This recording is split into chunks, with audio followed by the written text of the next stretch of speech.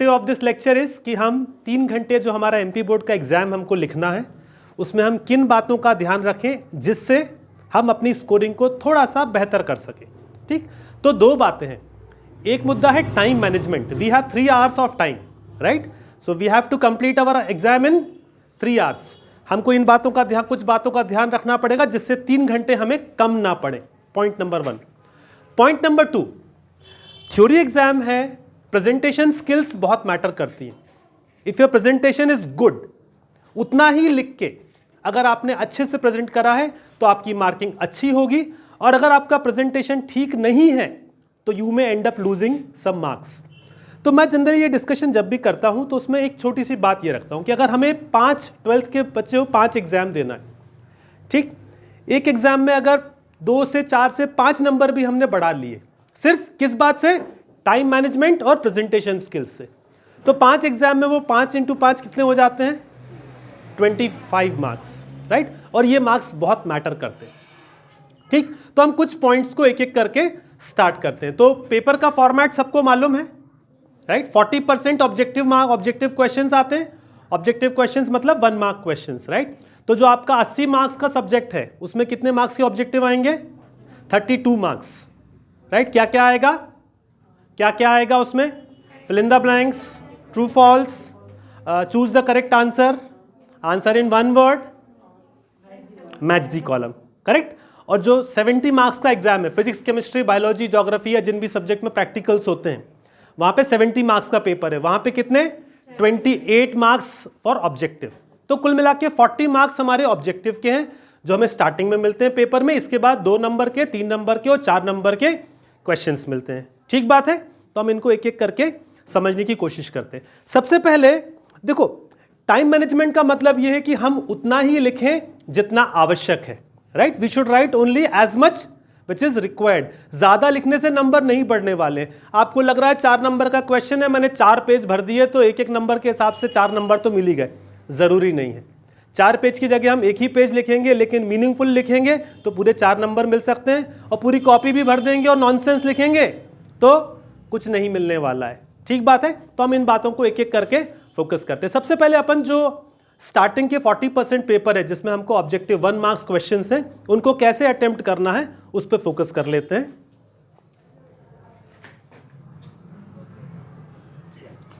ठीक, 1 mark questions क्या क्या आएगा? ऑब्जेक्टिव्स।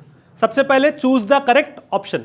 तो देखो, आपको पेपर में जब आप अपना पेपर सॉल्व कर रहे हैं तो कुछ बातों का ध्यान रखना। सबसे पहले ऑब्जेक्टिव पे आ जाते हैं, या उससे भी पहले एक बात पे आ रहा हूं कि हमें नंबरिंग, क्वेश्चन पेपर में नंबरिंग कैसा करना। फर्स्ट पेज आपके, देखो एक बात है, आप लोगों ने 10th का बोर्ड एग्जाम नहीं दिया था, करेक्ट? 2021 में 10th का बोर्ड एग्जाम नहीं हुआ था, तो आप लोग पहली बार बोर्ड एग्जाम लिखने जा रहे हो।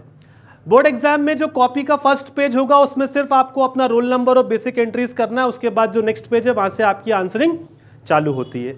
ठीक बात है? तो सबसे पहले हम अपने पेपर में साइड में मार्जिन्स बनाएंगे। ठीक, ये जो हमारा शीट है उसमें हम साइड में बनाएंगे मार्जिन्स। चलो पहले पूरी शीट ले लेते हैं हम। ये हमारी पूरी शीट है, एक पेज है जिसमें रूल्स बने हुए हैं लिखने के लिए। सबसे पहले आप क्या करेंगे? साइड में एक बनाएंगे मार्जिन। बना हुआ नहीं आएगा, आप लोग बनाएंगे। ठीक, इस मार्जिन में क्या लिखना है और क्या नहीं लिखना वो भी मैं बात करता हूं। सबसे पहले जो आपके मेन क्वेश्चन नंबर्स होंगे, क्वेश्चन नंबर 1, 2, 3, जो मेजर, जैसे फर्स्ट क्वेश्चन क्या आएगा? Choose the correct option. आप क्वेश्चन हमेशा बीच में लिखेंगे, क्वेश्चन नंबर 1, इसको साइड में नहीं लिखेंगे। कहां लिखेंगे? क्वेश्चन नंबर 1 बीच में। देखो, कॉपी चेक करने वाले को आपकी कॉपी में जितनी आसानी से सब कुछ दिखता जाएगा वो उतनी जल्दी से आपको नंबर देता चला जाएगा। ठीक, क्वेश्चन नंबर 1 यहां राइट इन द सेंटर। अब क्या है? Choose the correct answer. कितने क्वेश्चन है? 5 या 6, मान लेते हैं 6 क्वेश्चन है।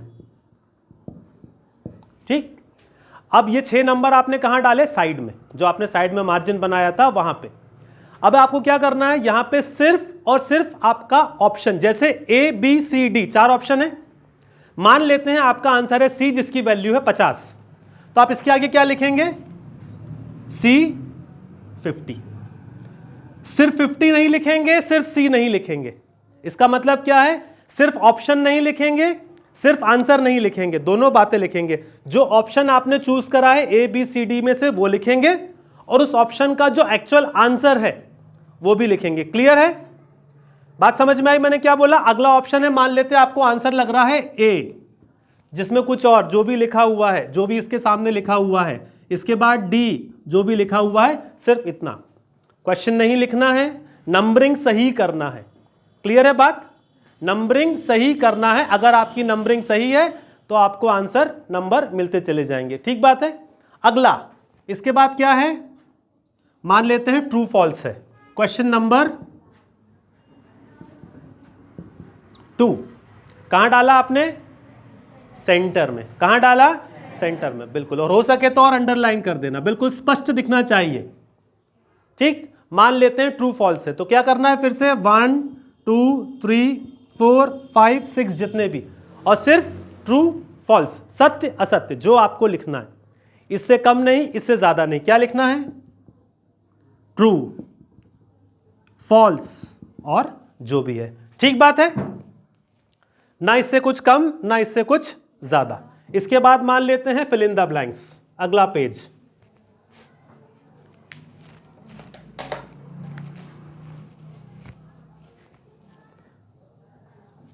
अच्छा नीचे 1-2 लाइन बच जाए छोड़ देना, कोई दिक्कत नहीं है। कॉपी को बड़े आराम से इस्तेमाल करना। हमने एग्जाम देने के लिए बोर्ड को फीस दी है, किस लिए दी है? वो हमको क्वेश्चन पेपर देंगे, हमको आंसर कॉपीज देंगे, और हमारी आंसर कॉपी का वैल्यूएशन करके हमको मार्कशीट प्रिंट करके देंगे। उसके लिए हमने बोर्ड को फीस दी हुई है। ठीक, कॉपी का बिल्कुल अच्छे से इस्तेमाल करो, साफ सुथरा लिखो। 2 लाइन एक्स्ट्रा छूट जाए कोई नुकसान नहीं है। कभी ऐसा मत लिखना जिससे सामने वाले को पता नहीं चला आपका आंसर था कहाँ। मान लेते 2 क्वेश्चन अटेम्प्ट करा, नीचे 1-2 लाइन खाली रह गई, रह जाने दो। नया क्वेश्चन कभी भी पेज के आधे से नीचे वाले हिस्से से नया क्वेश्चन चालू करना ही नहीं है। कोई भी नया क्वेश्चन आखिरी में 2 लाइन 3 लाइन बची ना, तो वहां से चालू करना ही नहीं है। हमेशा चाहो तो खाली रह गया उसको क्रॉस अपन ही कर दें, नहीं तो एग्जामिनर कर देता है। और हम अगले पेज से, ठीक, अगले पेज से आखिरी की 1 2 3 लाइन बची हैं, तो कोई नया क्वेश्चन चालू बिल्कुल भी मत करना। ठीक, अब आ जाते हैं क्वेश्चन नंबर 3। ये हमारा साइड मार्जिन। अब फिर से क्या है हमारी, जो इसके अंदर की नंबरिंग है 1 2 3 4 5। ठीक, मान लेते हैं फिल इन द ब्लैंक्स। क्या है? फिल इन द ब्लैंक्स, रिक्त स्थानों की पूर्ति करना है। फिर से आपको पूरा सेंटेंस लिखने की जरूरत बिल्कुल भी नहीं है। ठीक, कई बार बच्चे इसमें टाइम खराब करते हैं, हमने पूरा सेंटेंस लिखा, नहीं, कोई जरूरत नहीं पूरा सेंटेंस। क्या करना है? सिर्फ और सिर्फ जो आपका आंसर है। पूरा सेंटेंस लिखेंगे जबरदस्ती हमारा टाइम खराब होगा। We will end up wasting time unnecessarily.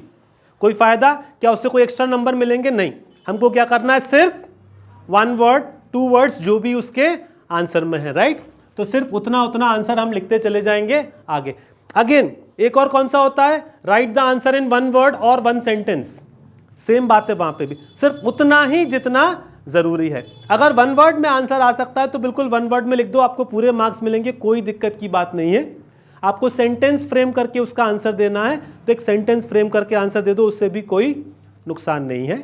ठीक, अब एक चीज जिसमें मैंने बहुत सारी गलतियां बच्चों को करते हुए देखा है, एक चीज जिसमें मैंने बच्चों को गलतियां, चलो अभी इसी को यूज कर लेते हैं, जिसमें मैंने बहुत सारी गलतियां करते बच्चों को देखा है, वो है मैच द कॉलम। तो मैच द कॉलम में क्या दिया रहता है? लेफ्ट साइड कॉलम में 5 या 6 स्टेटमेंट हैं, राइट साइड कॉलम में 5 या 6 स्टेटमेंट हैं, हमको उनको मैच करना है। तो अब उस मैचिंग में मान लेते हैं वो हमारा क्वेश्चन नंबर 4 है। अब उस मैचिंग में एक बात का ध्यान रखना, आपको लेफ्ट हैंड ए कॉलम दिया है जिसमें लेफ्ट हैंड में एक कॉलम है क्वेश्चन पेपर जिसमें कुछ सेंटेंसेस हैं, और राइट हैंड में उसको मैच करने के लिए कॉलम बी दिया हुआ है। हम क्या करेंगे? पहले कॉलम ए को पूरा ऐसा का ऐसा उतारेंगे। कॉलम ए जो लेफ्ट हैंड साइड वाला कॉलम है उसको हम पूरा ऐसा का ऐसा उतारेंगे। तो मान लेते हैं इधर कॉलम ए है और इधर कॉलम बी है। हम कॉलम ए के पूरे स्टेटमेंट्स जितने भी दिए हुए हैं क्वेश्चन में उनको पूरे उतारेंगे। ठीक, इसके बाद कॉलम बी में से जो उनके करेक्ट आंसर हैं, जैसे मान लेते हैं इसका आंसर था सी, तो इसके आगे लिखेंगे सी, और सी पे जो लिखा हुआ है वो भी यहां लिखेंगे। आ रही बात समझ में? मान लेते हैं 2 का आंसर आपको लगा है, जो डी में लिखा हुआ है वो लिखेंगे, और उसके सामने जो लिखा हुआ है डी में वो भी लिखेंगे। मैच द कॉलम में विशेष ध्यान रखना, कई बार बच्चे क्या करते हैं, सिर्फ 1 2 3 4 और ABCD लिख के आ जाते हैं। तो वो चेक करने वाले पे है, अगर उसने ध्यान, मतलब देखो कई चीजें क्या है, बोर्ड में भी मार्किंग में कुछ चीजें एग्जामिनर के हाथ में छोड़ी हुई हैं कि आपको समझ में आ रहा हो तो आप नंबर दो, नहीं समझ में आ रहा तो नंबर मत दो। और थ्योरी पेपर में एक बात और समझ लेना, आपको तो इतना तक अधिकार दिया है बोर्ड ने कि आप अपने आंसर की copy, you can call the xerox copy of your answer sheet, और कुछ भी गलतियां हैं तो यू कैन क्वेश्चन, बोर्ड में जाके क्वेश्चन कर सकते हो, वहां पे सुनवाई नहीं है, कोर्ट में जाके क्वेश्चन कर सकते हो। हर साल न्यूज़पेपर में खबरें आती हैं, आपने पढ़ी होंगी कभी ना कभी कि इतने नंबर बढ़ गए, उतने नंबर बढ़ गए, लेकिन इसका मतलब ये नहीं कि हमने कुछ भी करा और हम सवाल कर सके। पेपर को लिखने का पैटर्न बोर्ड ने बताया हुआ कैसा है, वो फॉलो करोगे तभी सवाल कर पाओगे। ठीक है, तो अभी हमने क्या बात करी, ऑब्जेक्टिव क्वेश्चन, जो आपके 40% मार्क्स ऑब्जेक्टिव में। अच्छा, इसमें एक बात और ध्यान रखना, इसमें क्रम कभी मत बिगाड़ना, डोंट डिस्टर्ब द ऑर्डर। आपको ये आंसर अभी नहीं आता, इसको खाली छोड़ देना, बाद में आके भर सकते हो, लेकिन इसका ऑर्डर कभी मत बिगाड़ना। ठीक बात है, जो आपके स्टार्टिंग के ऑब्जेक्टिव, आपको मालूम है एक ही लाइन में आंसर लिखना है, तो ये भी नहीं है डाउट कि कितनी जगह छोड़ें, आप पूरी नंबरिंग कर दो, जो आंसर आपको पता है वो लिख दो, जिसमें कोई डाउट है उसके लिए अभी जगह खाली, you can leave the spaces, है ना, हमने बीच में लाइन खाली छोड़ देंगे, बाद में आके कभी भी भर सकते हैं। इसका ऑर्डर कभी डिस्टर्ब मत करना। तो क्या होता है, कॉपी चेक करने वाले का भी एक माइंडसेट बनता है, जब वो आपकी कॉपी खोलता है, you will write your copy in 3 hours, correct, कितना समय मिलता है आपको, 3 आवर्स। चेक करने वाला कितना टाइम स्पेंड करता हुआ, क्या लगता है आपको, 15 मिनट्स नहीं लगते एक कॉपी चेक करने को, ना इतना समय मिल पाता है। जब जो वैल्यूएशन का सेंटर होता है ना, वहाँ पे भी उनको नंबर ऑफ कॉपीज़ की एक बंडल दिया जाता है और उनको पूरे दिन में वो बंडल ख़त्म करके ही जाना पड़ता है, तो उनको भी कुछ टाइमिंग अपना फॉलो करना पड़ता है। तो हार्डली 3 से 5 मिनट एक कॉपी चेक करने के लिए समय कितना है, हार्डली 3 से 5 मिनट। तो आपने जितना अच्छे से लिखा होगा उतने अच्छे से मार्किंग मिल जाएगी। तो स्टार्टिंग अच्छी हुई, मान लेते हैं हमने ऑब्जेक्टिव बिल्कुल साफ सुथरे लिखे हुए, एक दिमाग में पॉजिटिव इंप्रेशन आता है, नहीं अच्छी कॉपी, मान लेते हैं मार्क्स इसमें आपके अच्छे आए तो एक और पॉजिटिव इंप्रेशन आता है, हाँ अच्छी कॉपी है। उससे क्या फायदा होता है, देखो जो सब्जेक्टिव क्वेश्चंस है ना बाद में 3 नंबर 4 नंबर के, उसमें कोई पैरामीटर नहीं है कि कितना लिखने पे 4 नंबर या 3 number, no such parameters are there कि आपने 4 लाइन लिखी है तो कितना देना है, आपने 6 लाइन लिखी तो कितना देना है। ये एग्जामिनर का उस समय आपकी कॉपी देख के उसको कैसा फीलिंग है, उसको कैसी feeling I, what is his और हर फीलिंग अबाउट योर आंसर। तो वो 4 में से 3 भी दे सकता है, 4 में से 2.5 भी दे सकता है, 4 में से 3.5 भी दे सकता है, डिपेंडिंग ऑन उसको क्या लग रहा है। तो अगर कॉपी का इंप्रेशन अच्छा है, स्टार्टिंग अच्छी हुई है तो कॉपी का इंप्रेशन अच्छा है, मार्किंग अच्छी हो जाएगी।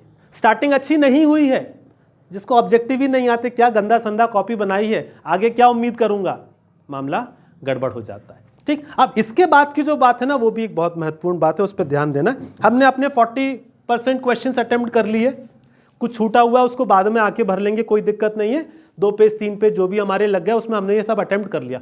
अब आते हैं हमारे पास क्वेश्चंस जो है 2 मार्क्स क्वेश्चंस, 3 मार्क्स क्वेश्चंस और 4 मार्क्स क्वेश्चंस। तो क्या करें हम, मेरा सजेशन ये है अगर हो सके तो फॉलो करना, सबसे पहले 4 नंबर वाले क्वेश्चंस करना, उसके बाद 3 नंबर वाले क्वेश्चंस करना और आखिरी में 2 नंबर वाले क्वेश्चंस करना।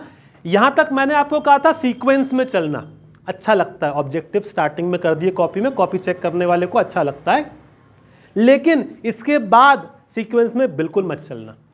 क्यों, देखो टाइम 3 घंटे, कभी कभी हमको पता नहीं चल पाता कि 3 घंटे निकल गए या 2.5 घंटे निकल गए या 1.5 घंटे, कितना समय बचा हुआ हमें पता नहीं चलता। जस्ट इमेजिन ए सिचुएशन, आप पेपर सॉल्व कर रहे हैं, अचानक से वो थोड़ी थोड़ी बीच बीच में इंटरवल में कुछ बेल्स बजती रहती हैं, एग्जामिनर ने आपको आके बताया लास्ट 15 मिनट्स, आपने देखा रही मेरे 3 क्वेश्चन रह गए, एग्जामिनर ने आके बोला लास्ट 15 मिनट्स आपने पेपर चेक करा, मेरे 3 क्वेश्चन रह गए। अब वो 3 क्वेश्चन अगर 4-4 नंबर वाले हैं तो मामला कुछ और है, और वो 3 क्वेश्चन अगर 2-2 नंबर वाले हैं तो मामला कुछ और है। क्यों, 2-2 नंबर वाले क्वेश्चन में आपने थोड़ा शॉर्ट में भी आंसर लिख दिया तो आपको कुछ मार्किंग मिल जाएगी, ठीक बात है ना, थोड़ा शॉर्ट में या कुछ कम भी लिख पाए आप तो भी आपको कुछ ना कुछ मार्किंग मिल जाएगी। लेकिन 4 नंबर वाले क्वेश्चंस में अगर आपसे यही हुआ तो लॉस ज्यादा होगा, ठीक बात है ना। तो ये मेरा सजेशन है, कोशिश करना फॉलो करने की। अभी बीच में कोई प्री बोर्ड एग्जाम्स या कोई भी टेस्ट सीरीज में, कोचिंग में टेस्ट सीरीज, स्कूल में प्री बोर्ड, कोई भी एग्जाम देना, वहां पे ये फॉलो करने की कोशिश करना। क्या करें? ऑब्जेक्टिव्स होने के बाद सबसे पहले 4 नंबर वाले क्वेश्चंस, उसके बाद 3 नंबर वाले क्वेश्चंस और आखिरी में 2 नंबर वाले क्वेश्चंस। अब इन क्वेश्चंस को सॉल्व करने के लिए आप अपनी जब एग्जाम कॉपीज या परीक्षा बोध जो भी आपके पास, उसमें देखना वर्ड लिमिट्स दी हुई हैं। ठीक, 2 नंबर वाले क्वेश्चन में लगभग इतने शब्दों में आंसर दीजिए, you have to write answer in approximately so many words. ये सब में अभी नहीं भी आपको मालूम है तो जाके एक बार चेक करना, ठीक, कि 2 नंबर वाले क्वेश्चन में क्या वर्ड लिमिट दी हुई है, 3 नंबर वाले में क्या दी है, 4 नंबर वाले में क्या दी है। तो कहने का मतलब यह है कि आप बहुत ज़्यादा लिख दोगे तो क्या ज़्यादा नंबर मिल जाएंगे? नहीं, ऐसा कुछ भी नहीं कि आपने ज़्यादा लिख दिया तो ज़्यादा नंबर मिल गए। टू द पॉइंट लिखोगे तो ज़्यादा अच्छे नंबर मिलेंगे। ठीक है, तो हम कुछ एग्जाम्पल्स की बात करते हैं, जैसे किस तरह के क्वेश्चंस हों, उनमें हमें किस बात का ध्यान रखना चाहिए। आप में से कुछ साइंस वाले स्टूडेंट्स होंगे जिसमें डायग्राम्स की ज़रूरत होती है। साइंस के कुछ स्टूडेंट्स हैं, बायोलॉजी में, फिजिक्स में, केमिस्ट्री में, है ना, मैथ साइंस के जो बच्चे होंगे, डायग्राम्स बहुत होते हैं। ठीक, अब क्या है, देखो डायग्राम वाले क्वेश्चन में बड़ी सीधी सीधी बात है। 4 नंबर अगर बायोलॉजी या के बच्चे हो तो मान के चलो 4 नंबर वाले सारे क्वेश्चंस में डायग्राम से रिलेटेड कुछ ना कुछ होगा, 3 नंबर वाले कुछ क्वेश्चंस में भी डायग्राम्स होंगे। अब अगर आपने डायग्राम अच्छा बनाया और उसके बाद थोड़ा सा कुछ लिखा उसका कंटेंट, डायग्राम अच्छे बनाने में क्या है, पूरी डायग्राम एंड द लेबलिंग, आपको पूरा डायग्राम आता है और उसको लेबलिंग पूरी आती है। तो क्या मान लेते हैं किसी भी चीज़ का डिस्क्रिप्शन है, आपने डायग्राम बना दिया, आपने उसकी लेबलिंग ठीक से कर दी, मतलब आपको उसके पार्ट्स पता हैं, है ना। कोई भी फॉर एग्जांपल ब्रेन का डायग्राम बना रहा है तो हमें पता है कि ब्रेन में क्या क्या पार्ट्स होते हैं, वो हमने मार्क कर दिए।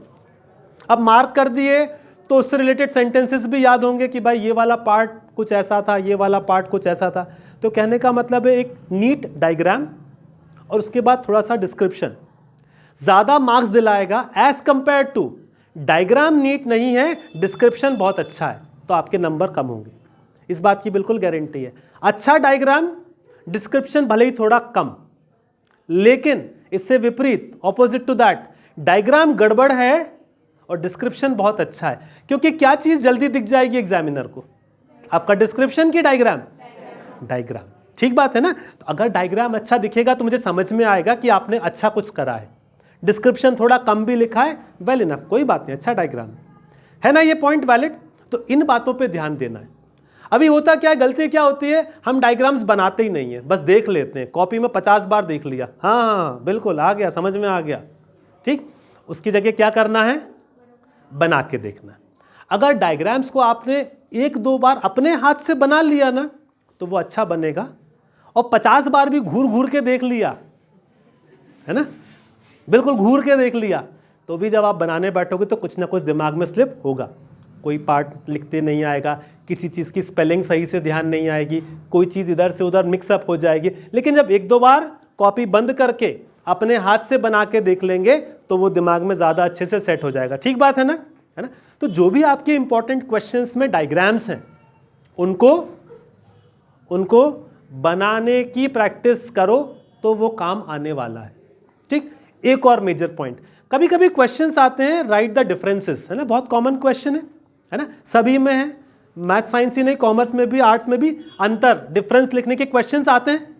ठीक बात है। अब डिफरेंस लिखने के क्वेश्चन का क्या तरीका है, 2 तरीके, या तो आपने पैराग्राफ लिख दिए, नहीं, बेहतर क्या है, बेहतर क्या है डिफरेंस लिखने के लिए, बेहतर तरीका क्या है, बेहतर तरीका क्या है डिफरेंस लिखने के लिए, कॉलम बना के, करेक्ट।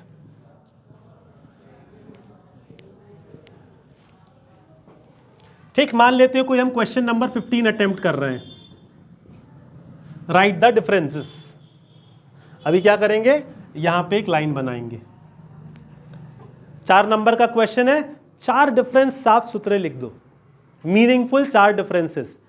4 नंबर का क्वेश्चन है, आधा पेज भी नहीं लगेगा 4 डिफरेंस लिखने में, लेकिन अगर आपने ठीक लिखे तो आपको पूरे 4 नंबर मिलेंगे, इस बात की गारंटी। अगर आपने ठीक लिखे तो, एक आध पॉइंट गड़बड़ भी लिख दिया तो भी 3-3.5 नंबर मिल जाएंगे। लेकिन आपने उसी को पैराग्राफ बना के लिखने की कोशिश करी तो फिर सामने वाला एग्जाम चेक करने वाला नहीं ढूंढ पाएगा कि आपके कौन कौन से पॉइंट्स वैलिड हैं, आपके कौन कौन से पॉइंट्स कवर हो गए, कौन कौन से पॉइंट्स कवर नहीं हो पाए। ठीक, तो डिफरेंस वाले क्वेश्चन में हमेशा हमेशा कोशिश करना पॉइंट्स 1 2 3 4, दैट्स इट। 4 पॉइंट इसके और उससे कंपैरिजन करने वाले 4 पॉइंट्स दूसरे साइड वाले क्वेश्चन के। ठीक बात है ना। तो इन कुछ चीज़ों को फॉलो करेंगे तो बहुत सारी चीज़ों मतलब तो हम स्कोरिंग में थोड़ा सा इंप्रूवमेंट अपना ला सकते हैं। ठीक है। अच्छा, और कुछ बेसिक बातें जो इससे हटके भी हैं जिनको हमको डिस्कस करना चाहिए। एक और बात देखिए, आप लोग पहली बार बोर्ड एग्जाम देने जा रहे हैं तो कुछ बातों का और ख्याल रखना। बोर्ड एग्जाम और अपने क्लासरूम में अपने स्कूल में बैठ के या अपनी क्लास में बैठ के कुछ करना और बोर्ड एग्जाम देने में कुछ फ़र्क होते हैं। बोर्ड एग्जाम के लिए कुछ बेसिक बिहेवियर भी होता है जिसको आपको फॉलो करना बहुत ज़रूरी है। क्या बेसिक बिहेवियर? आप एक नए स्कूल में होंगे, ठीक बात है, जिस स्कूल में आप पढ़ते हैं उस स्कूल में आपको बोर्ड एग्जाम देने नहीं मिलता है। ठीक, so you will be writing that exam in a new place. अच्छा, बोर्ड में आजकल सीक्वेंसिंग भी ऐसी होती है रोल नंबर की कि आपके आगे और आपके पीछे जनरली आपके स्कूल का बच्चा नहीं होता है। नॉर्मली जो हमारे यहाँ भी स्कूल में रोल नंबर्स आते हैं हम उनको देखते हैं तो 3-3 4-4 के गैप से आते हैं। जैसे 101 आया है तो उसके बाद शायद 103 या 104 होगा, फिर 108 होगा, फिर 109 हो सकता है, पर जनरली क्या होता है 2 बच्चे लगातार एक ही स्कूल के एक ही सब्जेक्ट के होते ही नहीं हैं। ठीक, तो आप अगर 30 बच्चों की क्लास में बैठे हैं तो 30 में से 8 से 10 बच्चे आपके स्कूल के होंगे और बाकी बच्चे दूसरे स्कूलों के होंगे।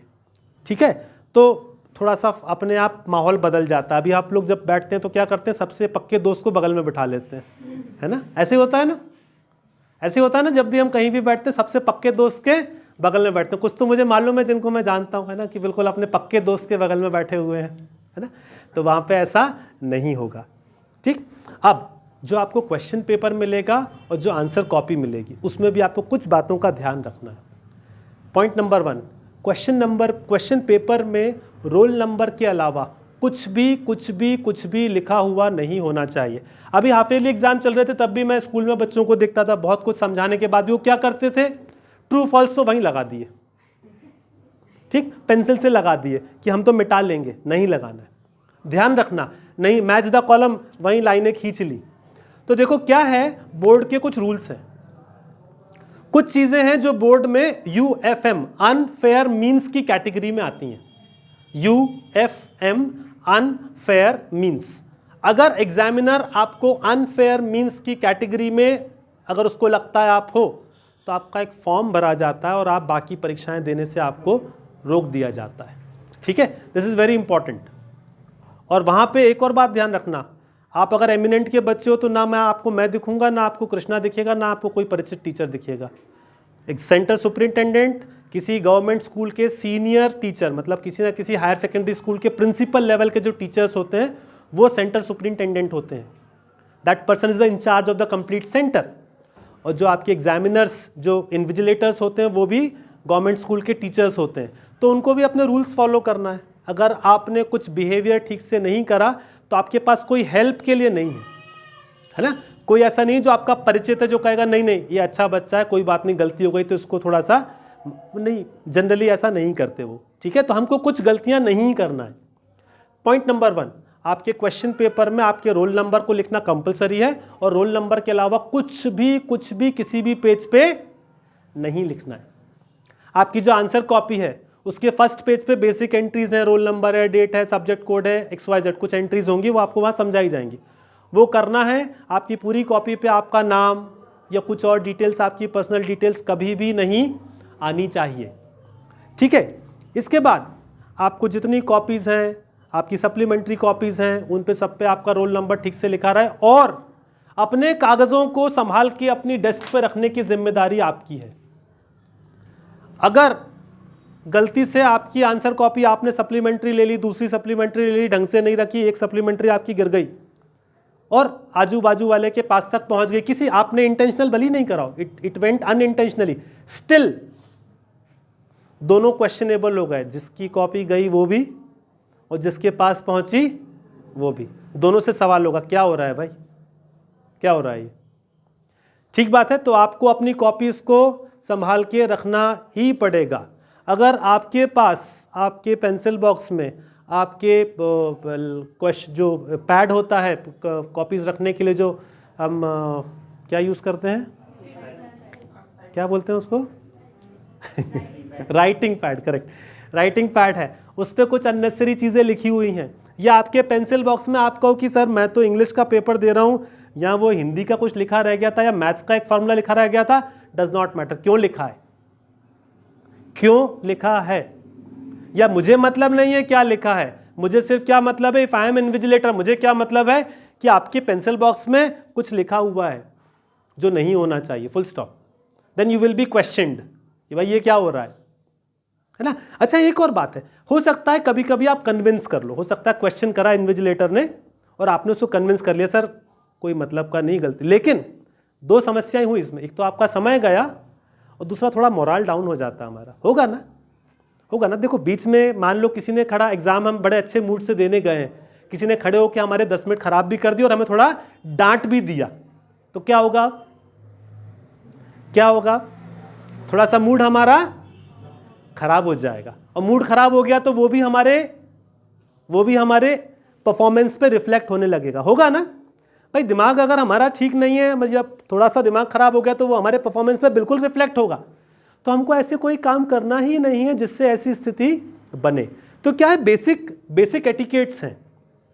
हम अपनी सीट पे जाके बैठे, अननेसेसरी यहाँ वहाँ हमको नहीं जाना है, बाहर जाना है परमिशन लेके जाना है, वॉशरूम जाना है, पानी पीने जाना है, उसके लिए लिमिट होती है, गए जाए आके वापस अपने बैठे। हमारे क्वेश्चन पेपर इधर उधर नहीं होना चाहिए, हमारी आंसर कॉपीज इधर उधर नहीं होना चाहिए, हमने जितनी सप्लीमेंट्री कॉपीज ली है उनको हमको ठीक से अरेंज करके अपने पास संभाल के रखना है, वेरी इंपॉर्टेंट, ठीक बात है ना। आखिरी में भी हमको उनको प्रॉपरली टक करना है, और हो सके तो क्वेश्चन जब आप सप्लीमेंट्री कॉपीज है उसमें नंबरिंग करते चलें, है ना। सप्लीमेंट्री नंबर 1, सप्लीमेंट्री मान लेते हैं 2 या 3 सप्लीमेंट्री की जरूरत पड़ी, तो आखिरी में जब हम कॉपीज को अरेंज करके उसको धागे से बांध रहे हैं, तो अगर हमने सीक्वेंस में नहीं बांधा तो फिर क्या होगा, हमारा क्वेश्चन नंबर 15 चल रहा था, 16 चल रहा था, अगले पेज पे सप्लीमेंट्री कॉपी आई, वो 16 का सीक्वेंस कहीं और चला गया, फिर एग्जाम फिर क्या चेक करने वाला ढूंढेगा, नहीं ढूंढेगा, वो इतना टाइम खराब नहीं करेगा, उसको लगेगा ये वाला क्वेश्चन तो अधूरा रह गया, ठीक है अब कुछ और आ गया, ठीक बात है ना। तो हम सीक्वेंसिंग के लिए उसको ठीक से अपनी कॉपीज को जमा के रखेंगे तो आखिरी में ठीक से बांध पाएंगे, ठीक है। और बीच में एग्ज़ाम के बीच में कहीं भी इधर उधर झांकने का, सवाल करने का, इससे पूछने का उससे पूछने का कोई सेंस नहीं, does not make sense at all, क्योंकि हमारी इतनी सारी मेहनत हमारी एक छोटी सी गलती से हमको वो UFM की कैटेगरी में ले जाके खड़ा कर सकती है ना। हाँ, आखिरी में हम 5-10 मिनट थोड़ा सा रिलैक्सेशन टाइम रहता है, तब हमें क्या करना चाहिए वो भी मैं बताऊंगा आपको आखिरी में। 5-10 मिनट आखिरी में थोड़ा रिलैक्स टाइम हर एग्ज़ाम सेंटर में होता है, तो उसमें हम क्या कर सकते हैं उस पर मैं आखिरी में लौट के आऊँगा, ठीक है। तो अभी 2 मुद्दे जो हमने अभी कवर करे उनको अच्छे से समझने की कोशिश करो। पॉइंट नंबर 1 है टाइम मैनेजमेंट, और पॉइंट नंबर 2 है कॉपी के अंदर का आपका प्रेजेंटेशन। अगर इन 2 बातों को आपने थोड़ा सा ध्यान दिया, सिर्फ इन 2 बातों को आपने थोड़ा सा ध्यान दिया, तो मैं इस बात के लिए आपको एश्योर करता हूं कि आप एक एग्जाम में 4 नंबर, 5 नंबर, 6 नंबर तक इंक्रीज कर सकते हैं। और अगर आपने ये करा तो वो 5 सब्जेक्ट में मिला के कितना टोटल बन सकता है ये बताने की कोई आवश्यकता नहीं है। अभी हाफ ईयरली एग्जाम सभी लोगों के स्कूल्स में हुए होंगे, दिए, अच्छा रिजल्ट बना या कुछ अभी कमियां महसूस हुई? अच्छा रिजल्ट बना कि कुछ कमियां महसूस हुई? कमियां महसूस हुई। क्या हमने समझने की कोशिश करी क्या गलतियां हुई? क्या हमने समझने की कोशिश करी क्या गलतियां हुई? अपनी कॉपीज देख के, आप में से बहुत सारे बच्चों ने कॉपी नहीं देखी मुझे मालूम है, जो एमिनेंट स्कूल में पढ़ते हैं। देखो इन बातों पे भी देखो, कोई बात नहीं, दूसरे स्कूल के बच्चे भी हैं, कुछ चेहरे मेरे जाने पहचाने, कुछ नहीं भी हैं, मैं जनरल बातें कर रहा हूं। क्या आपने हाफ ईयरली एग्जाम के बाद जाके अपनी कॉपीज देखने की कोशिश करी? एक बार जाके, जो भी जहां भी पढ़ता है, एक बार जाके अपनी कॉपीज देखो तो हमसे क्या गलतियां हुई हैं। मुझे एक बात बताओ, क्या फ़ायदा हुआ आपने एग्ज़ाम दिया और उसका वैल्यूशन चेक नहीं करा, या हमने अपनी कॉपीज़ नहीं देखी तो क्या फ़ायदा हुआ? क्या कोई फ़ायदा हुआ? क्या कोई फ़ायदा हुआ? मैं अभी भी कह रहा हूँ, जो मेरे स्कूल के बच्चे हैं उनसे भी कह रहा हूँ, और जो और भी स्कूल के बच्चे हैं उनसे भी कह रहा हूँ, आपने जो हाफ ईयरली एग्जाम लिखा अभी, उसकी कॉपीज को जाके देखिए, उससे आपको ये पता चलेगा। देखो एग्जाम लिखते समय तो हमको बड़ा कॉन्फिडेंस होता है कि हम जो लिख रहे हैं वो अच्छा लिख रहे हैं, सही लिख रहे हैं, बढ़िया लिख रहे हैं, लेकिन जब वैल्यूएशन होता है तो मार्किंग अगर हमारे एक्सपेक्टेशन से कम आई है तो कोई ना कोई गलती तो हमसे हुई है। वो कैसे पता चलेगा क्या गलती हुई है? कैसे पता चलेगा? जब जाके आप अपनी कॉपी देखेंगे, आप ये देखें कि आपकी नज़रों में जो सही था, अच्छा था, वो वैल्यूएशन करने वाले की नज़रों में सही या अच्छा क्यों नहीं था, तभी पता चलेगा ना, तभी पता चलेगा ना। तो सारी कॉपीज, आपने 5 एग्जाम दिए, आप लोग अपने अपने स्कूल में जाके अपनी 5 कॉपीज को देखिए और समझने की कोशिश करिए कि क्या गलती, what are the mistakes that you have committed, right. Learn from your mistakes. अगर हम अपनी गलतियों से सीख लें, क्या क्या उद्देश्य था, मैं जब एग्जाम रखता हूं, मैं अभी प्री बोर्ड एग्जाम भी कराऊंगा, what is the objective? The objective is that you get a proper practice. आपको 3 घंटे एग्जाम के माहौल में बैठ के पेपर देने का एक एक्सपीरियंस मिल जाए। तो सबसे पहले आपको वो 3 घंटे में पता चल गया कि हमें टाइम कम पड़ता है या टाइम हमारा ठीक है, राइट। तो अभी आपने हाफ ईयरली एग्जाम दिया, अपने आप से पूछिए, ask yourself, were you comfortable with those 3 hours और was there any problem? If there was a problem, in which subject? कौन सा सब्जेक्ट था जिसमें 3 घंटे हमें कम पड़े? कौन सा सब्जेक्ट था जिसमें हमारे 3 घंटे ठीक रहे? अपने आप से पूछो, क्योंकि it may be different for each of you. तो अपने आप से सवाल करो कि हमें कौन कौन से, जिसमें कम पड़े थे उसमें कम क्यों पड़े थे, क्या बेहतर करना पड़ेगा, what I am suppose to do so that I can manage my time properly. पढ़े थे क्या कम किसी सब्जेक्ट में? कोई ऐसा है जिसको 3 घंटे कम पड़े थे? एनीवन? पढ़े थे? तो कौन से सब्जेक्ट में पढ़े थे वो देखो और समझने की कोशिश करो क्यों 3 घंटे कम पड़े थे। जिसको नहीं पढ़े थे अच्छी बात है, कितने लोग हैं जिनको 3 घंटे कम पड़े थे किसी ना किसी सब्जेक्ट में? सब हैं। एटलीस्ट एक आध सब्जेक्ट में 3 घंटे कम पड़ गए थे, इसका मतलब है कहीं ना कहीं हमें अभी टाइम मैनेजमेंट भी सीखना पड़ेगा कि हमें 3 घंटे कैसे बिताना है। ठीक बात है ना? अच्छा, दूसरी बात, रिजल्ट देखा, रिजल्ट देखा है? कितने लोगों को ऐसा लगा कि रिजल्ट हमने जितना पेपर अटेम्प्ट करा था, जो हमने सोचा था उससे कम आया? ऐसे कितने लोग हैं जिनको लगा नहीं हमने जितना सोचा था उतना रिजल्ट हमारा आ गया, या अभी रिजल्ट देखा ही नहीं है? चलो, अब रिजल्ट देखा ही नहीं है तो कोई सवाल करने की बात ही नहीं बचती है ना? तो अभी मैं आपसे कह रहा हूं, सभी लोग अपने स्कूल जाके, और ये मत सोचो कि टीचर क्या बोलेगा। देखो, टीचर को तो बुरा लगता है, कोई भी टीचर हो। आज आपके कृष्णा आपको इंग्लिश पढ़ाता है, कृष्णा ने आपको इंग्लिश पढ़ाई, आप लोगों को सबको पढ़ाई, और अगर आपका रिजल्ट एक्सपेक्टेशन से कम आया तो जितना दुख आपको होगा उतना ही दुख आपके, बल्कि आपके टीचर को उससे ज़्यादा दुख होगा। बिलीव मी, आपके टीचर को आपसे ज़्यादा दुख होगा कि मैंने इतनी मेहनत करी, मैंने इनको सब सिखाया, सब पढ़ाया, लेकिन पेपर में क्या मिला? ठीक बात है ना? तो एक हो सकता है आप में से कुछ लोग क्यों नहीं अपना रिजल्ट देखने गए कि सर या मैडम डांटेंगे, इसलिए देखने शायद नहीं गए। लेकिन बेटा उसको दूसरे नजरिए से देखो। Now look from the other perspective, what was the purpose of that exam? The purpose of that exam was to give you a practice. What is the purpose of evaluating the result, evaluating the copies and giving it to you, so that you understand what are your mistakes, what are the areas of improvement, कहाँ हमें कुछ बेहतर करने की ज़रूरत है। अभी कितना समय बचा आपके पास? Less than 1.5 month. आज 19 जनवरी है, 2 मार्च को आपको पेपर देना है। ठीक बात है ना? तो 1 दिन मार्च का, 28 दिन फरवरी के, 28 और 1 29, और 12 दिन जनवरी के। अब से 41 डेज बाद आपको बोर्ड का एग्जाम देना है। ठीक है? तो हम इन 41 दिनों में, इन 40 दिनों में क्या कर सकते हैं? सबसे पहला काम, find out the weak areas, कहाँ हमसे गलतियां हो रही हैं, है ना? उनको पकड़ना है। तो एक गलती मैं आपको बता रहा हूं, टाइम मैनेजमेंट, जो हमको अभी सीखना है। दूसरी गलती, कॉपीज में जाके देखिए कि you wrote something but the marking was not as per your expectations. You thought that I am writing enough for 4 marks, but I got only 2 marks. What went wrong? ठीक बात है ना? तो इनको देखने से क्या पता चलेगा? देखो, ऑब्जेक्टिव में तो क्लियर है, ट्रू का फॉल्स लिख दिया, नंबर कट गए, बात खत्म। ठीक है? मैच द कॉलम में मैच सही नहीं करे, नंबर कट गए, बात खत्म। लेकिन कहां मैटर करेगा, कहां डिफरेंस लाएगा? 4 नंबर वाले क्वेश्चन में आपने कुछ लिखा, लेकिन चेक करने वाले को ऐसा नहीं लगा कि उसमें 3 मिलने चाहिए, उसको लगा एक ही नंबर लायक लिखा, तो फिर क्या है, कहीं दिक्कत है, कहीं कमी है। वो चीज़ें अगर आपने अभी अपनी हाफ ईयरली की कॉपीज़ को देख के सीख ली, तो that can make a lot of difference, believe me, that can make a lot of difference. तो अभी आप सबसे मैं रिक्वेस्ट कर रहा हूँ, with in next 2 days, Friday और सैटरडे में, go and see your answer copies of half yearly examinations. Go to your schools, ask your teachers to show you your answer copies of half yearly examinations and find out what went wrong. जा सकते हैं? All of you जा सकते हैं ना? कोई परेशानी नहीं? Spend 1 hour. Spend 1 hour, go to your school, spend 1 hour, turn each and every page of your copy.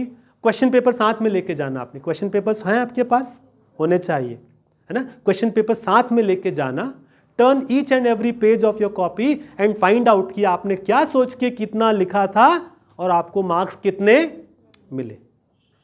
This simple exercise of 1 hour can create a big difference. आपके थोड़े से कंसेप्ट्स, आपकी थोड़ी सी गलतियां आपके दिमाग में क्लियर हो जाएंगी कि मेरे से क्या मिस्टेक हुई या मैंने क्या सोचा था और कॉपी चेक करने वाले ने क्या सोचा। ये डिफरेंस है, हमें इस गैप को भरना है। किस गैप को भरना है कि हम लिखते समय क्या सोच रहे हैं और वैल्यूएशन करने वाला कॉपी चेक करते समय क्या सोच रहा है। अगर इस गैप को आपने भर लिया तो आपकी स्कोरिंग थोड़ी सी इंप्रूव हो जाएगी। सही बात है ना? तो इस गैप को भरने का सबसे अच्छा तरीका क्या है? हमारी अपनी हाफ ईयरली एग्जाम की कॉपीज हम जाके देखें। ठीक बात है ना? तो देखिए, इसके बाद अगर आपको लगता है वहाँ से कुछ सीख के आए या वहाँ से फिर से कुछ नए क्वेश्चंस हैं, आप सर से करिए, मुझे बुलाना चाहें मुझे बुलाइए। हमारा ऑब्जेक्टिव क्या है कि हम कुछ ऐसा कर लें जिससे हम एग्ज़ाम के 3 आवर्स को, टाइम को सही यूटिलाइज करके अच्छे से स्कोर कर पाएँ। ठीक बात है? बताओ, कोई क्वेरीज? इतनी सारी डिस्कशन के बाद आपके मन में कोई सवाल हो तो बताओ। हाँ, इतने डिस्कशन के बाद आप लोगों के मन में कोई सवाल आए हो तो बताओ।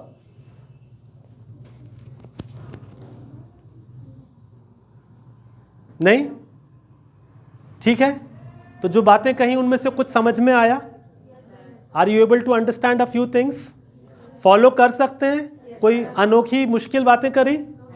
बेसिक बातें जिनको फॉलो करना है ना? हो सकता है आप में से कुछ लोगों को इनमें से कुछ बातें पहले से मालूम हो सकता है कुछ बातें अभी सीखने को मिली हो, लेकिन ओवरऑल इस डिस्कशन को अपने दिमाग में रखो और इस डिस्कशन में हमने जो भी बातें करी हैं उसको फॉलो करने की कोशिश करो। It will make a big difference. ठीक बात है? So will stop this session. ठीक है? Thank you so much.